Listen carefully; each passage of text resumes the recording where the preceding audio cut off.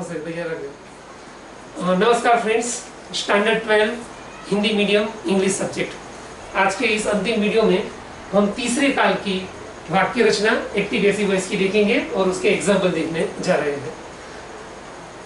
तो simple future tense मतलब सादा भविष्य काल, यानी कि जो क्रियाएं भविष्य में अभी होने वाली है उसके लिए यह है। पैसिव वॉइस की फॉर्मूला वाक्य रचना किस तरीके की है? सबसे पहले ऑब्जेक्ट को रखना है, यानी कि कर्म ढूंढ के लिखना है, तो वो पहले आएगा। ऑब्जेक्ट के साथ सेल आता है तो सेल लिखना है, व्हील आता है तो व्हील लिखना है। अब एक बात खास ध्यान रखनी है दोस्तों कि सेल किसके साथ आता है? केवल दो सर्वनाम ऐसे हैं जिसके साथ हम सेल का प्रयोग कर सकते हैं, और वो दो सर्वनाम कौन से हैं? आई और वी। इसके अलावा जो भी दिया हो आपको सभी के साथ व्हील रख दो, चाहे वो यू दिया हो, ही दिया हो, सी दिया हो, कोई नाम दिया हो, एक्स वाई जेड कोई भी नहीं, तो सभी के साथ व्हील आएगा।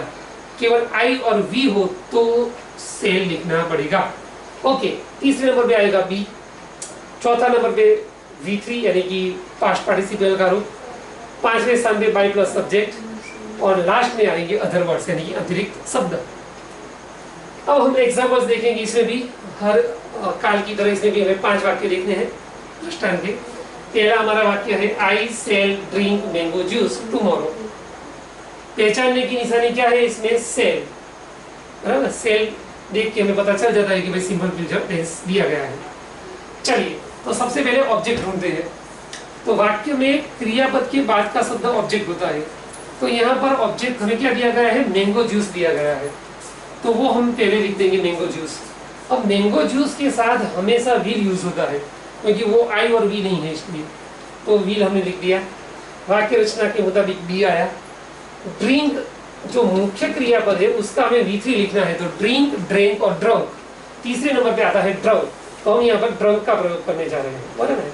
ओके, अब आता है बाय प्लस सब्जेक्ट। तो आई का हमने कोष्टक लिखा है, उसमें लिखा है बाय मी, तो उस तरीके से वो करेंगे बाय मी आई की जगह पर। और सबसे लास्ट में अदर वर्ड्स अतिरिक्त शब्द क्या लिखे हैं? टुमारो, तो वो हम अंतिम शब्द के तौर पे लिख सकते हैं। दूसरा शब्द वाक्य देखिए, he will not give money next week। यह वाक्य में will दिया गया है, सिंपल फ्यूचर टेंस दर्शाता है। तो वाक्य के मुताबिक सबसे पहले हमें ऑब्जेक्ट लिखना है, तो यहाँ पर ऑब्जेक्ट क्या है?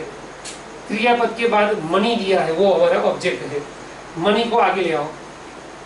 आगे लिखने के बाद उसके साथ will आता है तो will को लिखो। नेगेटिव वाक्य है नॉट लिखा। वाक्य रचना के मुताबिक नॉट के बाद आया बी, वो भी लिख दिया। गिव का V3 करो, गिव, गेव और गिवन। हमारे दिमाग में तुरंत ही उसकी पूरी पैनल आ जानी चाहिए, तो वो गिवन हमने लिख दिया। अब करना है बाय प्लस सब्जेक्ट, तो ही का हो जाता है बाय हिम, बराबर पुस्तक के मुताबिक। और सबसे लास्ट में आएंगे अतिरिक्त शब्द, तो वो है नेक्स्ट वीक, वो सबसे अंत में लिख दीजिए। तीसरा वाक्य प्रश्न वाक्य दिया है, सिंपल क्वेश्चन वाक्य है, shall we enjoy a party together. पहचानने लायक शब्द है सेल, लास्ट में क्वेश्चन मार्क।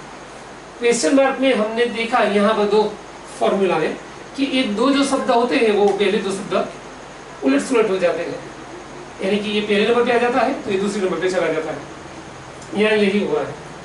तब आपको पता चलेगा कि भाई सेल की जगह व्हील क्यों हो गया, तो उसकी वजह क्या है?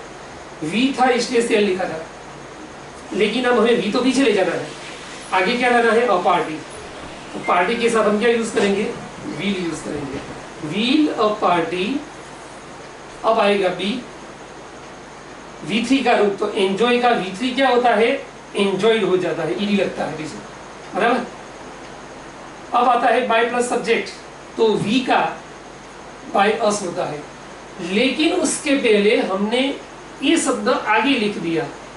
इसकी वजह क्या है? क्योंकि ये जो अतिरिक्त शब्द है ना, वो स्थान भी नहीं दर्शाता है, समय भी नहीं दर्शाता है, और दोनों नहीं दर्शाता है, इसलिए वो अदर वर्ड्स नहीं गिना जाता है।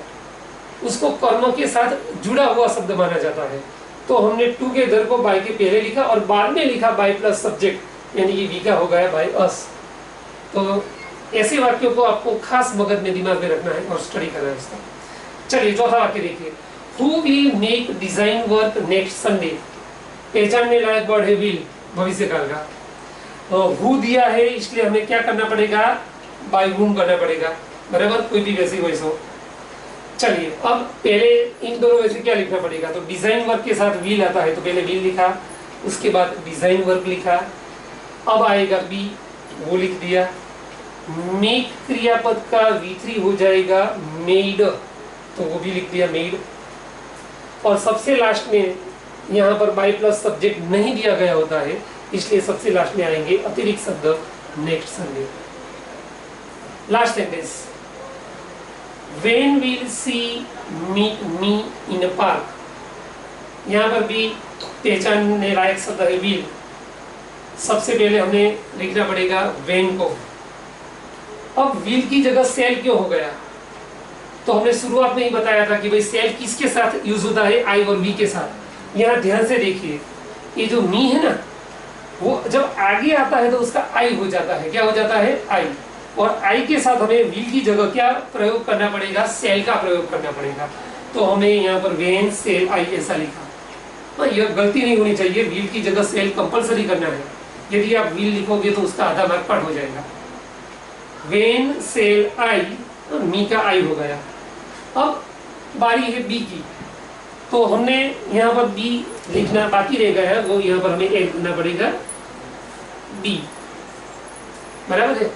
अब V3 का रूप लिखना है, तो V3 क्या है, मीट का V3 होता है मीट, मेट, मेट, तो वो आ गया मेट। बाय प्लस सब्जेक्ट, तो सी का यहाँ पे हो गया बाय हर, और सबसे लास्ट में अदर वर्ड यानी कि अतिरिक्त शब्द, तो वो है इन अ पार्क। तो यहाँ पर फ्रेंड्स हमारा ये तीसरा काल भी कंप्लीट हो गया। ओके, तो आज हमने एक्टिव पैसिव वॉइस के कुल 3 काल पढ़े हैं, 15 टोटल उसके एग्जाम्पल अपने देखिए समझे। अब आपको आपके पास जो रेडी रेक्टर ग्रामर की बुक है उसमें से इसी तरीके के वाक्य ढूंढ के इन 3 काल की प्रैक्टिस करनी है, और जब आप जो भी आपकी डिफिकल्टी हो, जब आप हम मिलेंगे तो फेस टू फेस उसको हम सॉल्व कर देंगे, और नेक्स्ट लेक्चर में हम यहाँ से आगे बढ़ेंगे। Okay friends.